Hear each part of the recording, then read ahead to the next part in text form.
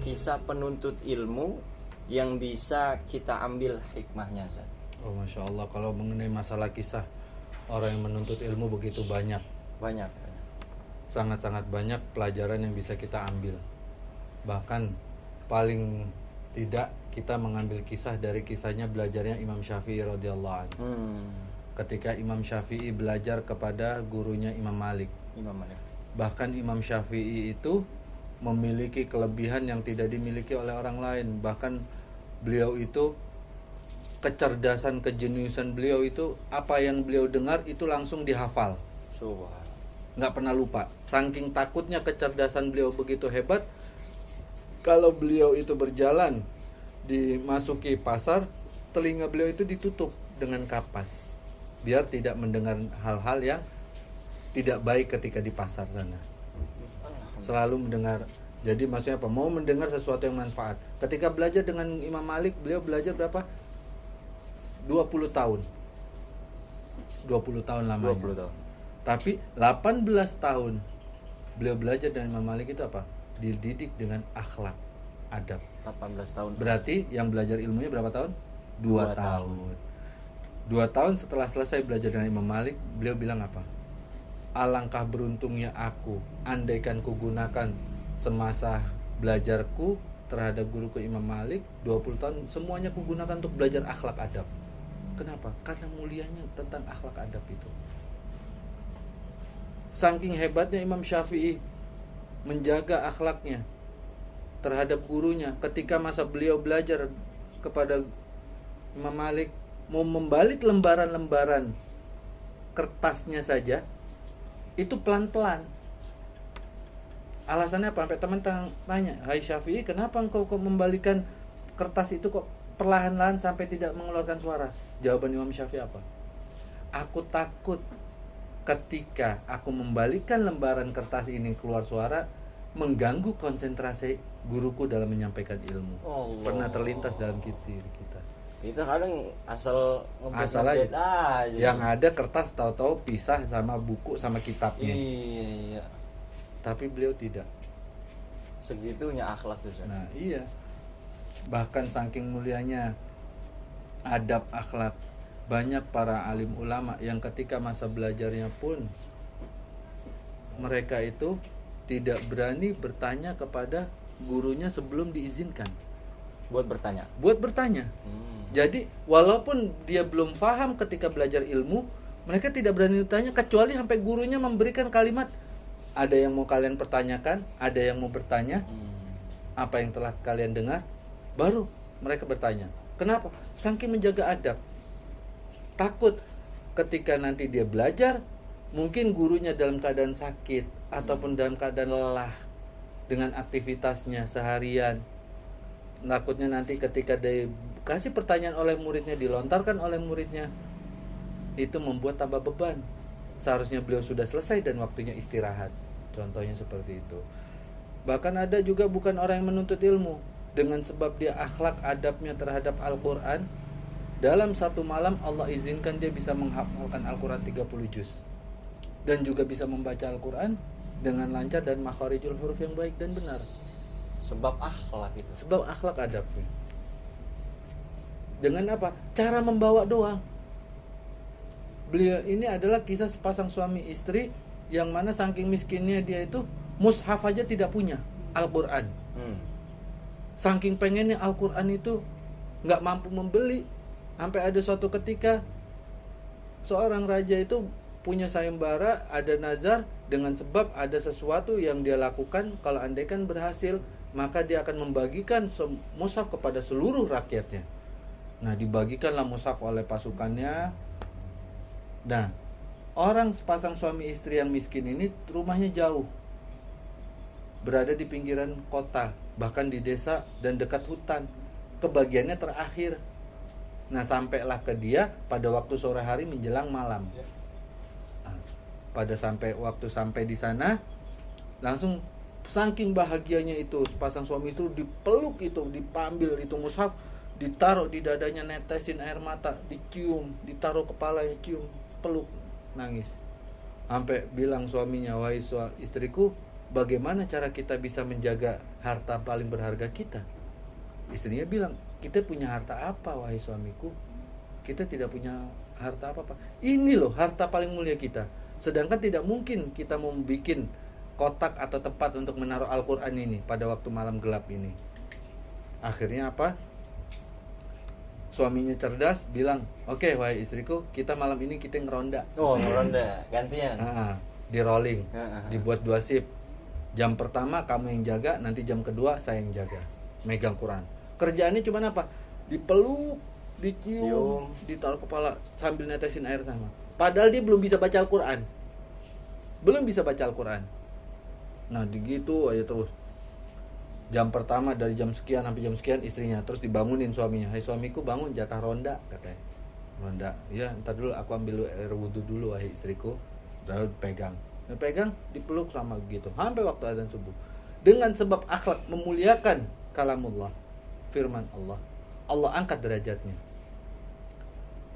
Tanpa dia belajar, karena dia dalam keadaan kondisi jasmani ruhaniyahnya siap menerima anugerah Allah, akhirnya apa? Allah kasih anugerah bisa membaca Al-Quran, bisa menghafal Al-Quran tanpa belajar, Allah kasih secara langsung. Jadi penting cara kita harus bisa membawa terhadap ilmu. Belajar itu kita penting, tapi memuliakan, berakhlak, beradab terhadap apa yang kita pelajari, ilmu itu lebih penting lagi. Dan juga dari mana kita mengambil sumber ilmu itu juga harus kita muliakan, berakhlak. Jadi itulah namanya kisah, sebagian daripada kisah-kisah orang terdahulu mau menuntut ilmu itu harus bukan sekedar menuntut, tapi harus mau dia memperbaiki, perbaikan dari segala sesuatu itu nanti nilainya kembali pada akhlak adabnya lagi gitu. Masya Allah, luar biasa, banyak yang masuk nih Ustadz. Tapi saya pilihkan yang sekiranya lebih baik gitu. Semuanya baik. Semua pertanyaannya baik. Tapi saya pilihkan yang lebih baik. Di sini ada dari Fikri, cara berbakti kepada orang tua yang sudah tiada. Nih banyak yang nanya semacam ini, bukan hanya Fikri saja, ada juga Muhammad Ubaidillah bertanya seperti itu juga halnya, berbakti kepada orang tua yang sudah tiada, meninggal. Masya Allah. Iya, yang bagus. Jadi bakti seorang anak kepada kedua orang tua itu tidak dibatasi hanya sekedar ketika mereka masih hidup. Bahkan ketika mereka sudah tiada pun, justru sebenarnya momentum berbakti kita kepada kedua orang tua itu makin besar peluangnya, makin luas. Kenapa? Cara-caranya itu makin banyak. Di antaranya cara bakti kita kepada kedua orang tua itu apa ketika mereka sudah meninggal? Pertama, jangan pernah lupakan doakan mereka. Yang pertama. Yang kedua, janganlah melakukan semasa hidupmu perkara-perkara yang melanggar perintah Allah. Kenapa? Karena kalau kita melakukan perkara yang melanggar perintah Allah, nanti orang tua kita itu sedih. Mereka pun tahu, mendapatkan laporan. Yang ketiga, setiap kita melakukan apapun bentuk amal soleh, seperti kita bisa dengan cara apa? Kita bersedekah. Kita niatkan, ya Allah, aku niat sedekah, ini pahalaku kupersembahkan untuk kedua orang tuaku yang sudah tidak ada. Maka itu pahala itu sampai sedekah kepada mereka. Itu disebut dengan amal jariah dan doa daripada anak yang soleh. Nah, dari doa. Yang ketiga, apa? Jalinlah hubungan terhadap kerabat-kerabat orang tua kita yang semasa hidupnya. Jadi siapapun yang dulu kerabat dekat dengan orang tua kita jalin hubungan. Itu salah satu bakti. Nah, nanti ada orang bertanya lagi kembali, oh bagaimana Ustadz kalau andaikan yang dijalin bakti itu ternyata orang itu ibaratnya kita nggak suka, kita selek sama dia, bagaimana? Berat Nah, tuh. itu kan berat ya. Gimana tuh? Tanpa kita sadari sebenarnya menyambung silaturahim terhadap orang yang membenci kita, orang yang memusuhi kita, itu paling disukai dan dicintai oleh Allah. Menyambung silaturahim, orang yang memutus hubungan silaturahim, itu adalah nilainya mulia. Kan kalau yang kita suka mah Masih gampang. Siapapun itu bisa lah. Tapi kalau orang yang memusuhi kita, orang yang memutus silaturahim kepada kita, itu nilainya mulia di hadapan Allah. Bahkan itu paling dicintai juga oleh Rasulullah SAW, dan dicintai juga oleh Allah Subhanahu wa ta'ala. Nah, jadi kita sambung silaturahim kita kepada orang-orang yang di sekitarnya, orang tua kita. Jalin hubungan dengan mereka. Itu. Yang ketiga, kalau andaikan apapun ada wasiat yang baik dari orang tua, itu kita lakukan, laksanakan. Termasuk utang-utangnya, kalau dia punya hak adami, selesaikan hubungan itu, tuntaskan. Nah, itulah cara kita bakti, dengan kita melakukan apapun bentuk amal soleh. Kita niatkan, ya Allah, hamba persembahkan pahala ini untuk orang tua hamba, namanya Fulana binti Fulan, Fulan bin Fulan, maka itu akan sampai. Kalau nggak percaya, coba dah mati duluan, nanti dites, dikirimin doa, terus dikirimin pahala dari amal soleh. Coba nanti rasain, sampai nggak apa yang saya untuk persembahkan pahalanya itu. Sampai hidup aja kita sampai, kita bisa sampai berdiri saat ini, kita bisa sampai besar seperti ini, kita bisa sampai bekerja, punya penghasilan, atau kita menjadi seorang pembisnis. Ini dengan sebab apa? Dengan sebab doa orang tua kita. Berarti apa? Kita hidup aja sampai doanya, apalagi kalau sudah tidak ada, jelas pasti lebih sampai. Kenapa? Karena yang ditunggu oleh mereka adalah dari itu semua, yang mengembirakan mereka ketika di alam kubur. Dengan sebab itu semua, amal solehnya kita, doa kita, terus setiap apapun ketika melihat kita melakukan kebajikan di atas muka bumi, itu membuat mereka tersenyum. Bahkan tanpa kita sadari, ketika kita banyak melakukan amal soleh, Allah angkat derajat kedua orang tua kita itu di kubur. Allah angkat derajatnya di dalam kubur itu, Allah angkat derajatnya. Dari orang biasa bisa menjadi juga orang-orang soleh, dikumpulkan nanti orang tua kita. Dengan sebab apa? Dengan sebab amal daripada anaknya. Tuh.